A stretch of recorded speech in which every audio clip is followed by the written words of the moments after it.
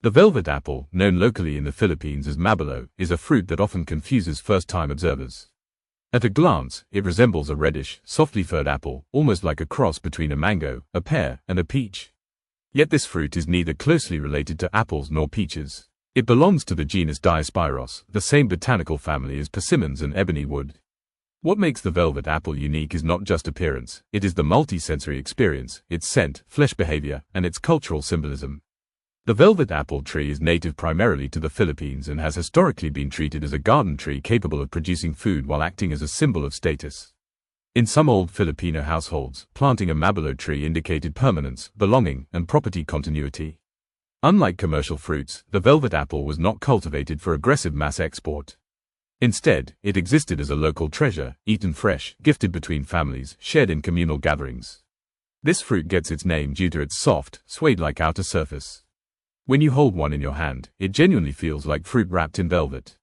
The fuzz is visually dense, creating a matte red, rusty, or sometimes golden blush surface. But once sliced open, the fruit reveals thick, creamy, beige-white pulp, sometimes turning slightly brown due to oxidation. One of the most intriguing features of velvet apple is its aroma. People often describe it as sweetly fragrant yet musky, almost perfume-like, sometimes reminiscent of strong tropical flowers or ripened jackfruit. When ripe, the fruit releases this scent intensely, sometimes saturating air in enclosed spaces. Historically, this aroma created mixed reactions, some admired its strength while others considered it overpowering. But in tropical culinary culture, aromatic fruits represent maturity, abundance, and fertility. Flavor-wise, velvet apple has a creamy, custard-like bite. The flesh is firm at first contact but melts as it warms. Imagine the mild sweetness of persimmon, blended with the softness of ripe banana and the faint floral aftertaste of rose apples. The fruit contains several seeds encased in fibrous tissue.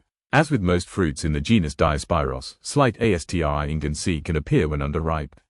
But when properly softened, the velvet apple's flesh becomes silky. What makes velvet apple analytically interesting is its structure. Its skin contains trichomes, fine hairs, similar to those found in evolved plant surfaces designed for moisture regulation.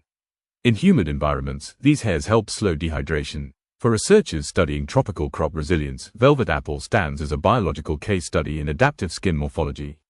Although velvet apple grows in multiple Southeast Asian regions now, its spread historically followed colonial botanical expansion routes. Missionaries and agricultural traders exported seedlings to Taiwan, Indonesia, southern China, and an experimental number to Hawaii. But unlike bananas or pineapples, which globalized rapidly, velvet apple remained culturally bound. Rare fruits sometimes remain rare not because they are difficult to grow, but because their value was shaped through tradition rather than scale. Its tree carries an ecological advantage. It thrives in hot climates, requires minimal irrigation, and tolerates variable soil patterns. Its leaves are large, dark green, and waxy, a typical adaptation among trees that need to reduce transpiration. One striking detail often overlooked is that the velvet apple is recorded as one of the slow-maturing edible fruits. The tree requires patience, fruiting is not immediate. This biological characteristic had cultural implications. Planting a tree signified future investment. Families planted them not for immediate food but for continuity. That is why in certain local traditions, when a family bought land, planting Mabolo represented commitment. From a nutritional perspective, velvet apple contains significant fiber, antioxidants, carotenoids, vitamin C, and polyphenols. But unlike widely marketed fruits, no global promotional campaigns ever inflated its scientific benefits. It existed naturally within local diets, no trends, no global superfood push, just organic integration. Economically, velvet apple rarely appears in international markets. Its shelf life is shorter than apples, pears, or even persimmons. Once harvested, its aroma intensifies, flesh softens rapidly, and the fruit transitions out of commercial ideal firmness. This makes mass export impractical. Yet this is precisely why velvet apple is interesting. It forces consumption close to source. It belongs where it grows. And that presence creates intimacy. When a fruit never became industrialized, it stayed local, cultural, native. Velvet apple exists as the opposite of plantation-driven global fruit behavior. It resists commercialization not through scarcity but through character complexity. We can also view velvet apple through ethnobotany.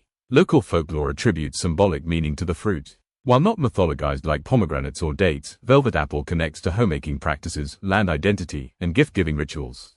Food historians find that while ancient markets traded spices, tubers, and dried fruits, velvet apple remained rooted in domestic life rather than caravan exchange. Today, scientists occasionally study velvet apple as a potential material base for natural fragrance extraction. The volatile compounds inside the peel and pulp display unique stability properties. While not widely commercialized, research papers discuss its viability as an aromatic component for beverages or exotic confectionery. The interesting irony remains, the word apple in velvet apple is metaphorical. It is not genetically related to malice fruits. The name functioned as an interpretive bridge so that foreign observers could categorize it: round shape, edible skin, household familiarity. The name simplified communication across languages. Velvet apple challenges our assumptions about rare fruits. Not every rare fruit becomes global. Some remain celebrated only where they naturally belong. And that longevity is not because of industry. It is because of identity. Velvet apple exists in gardens, memories, scents, sunlight, waiting for those who recognize it.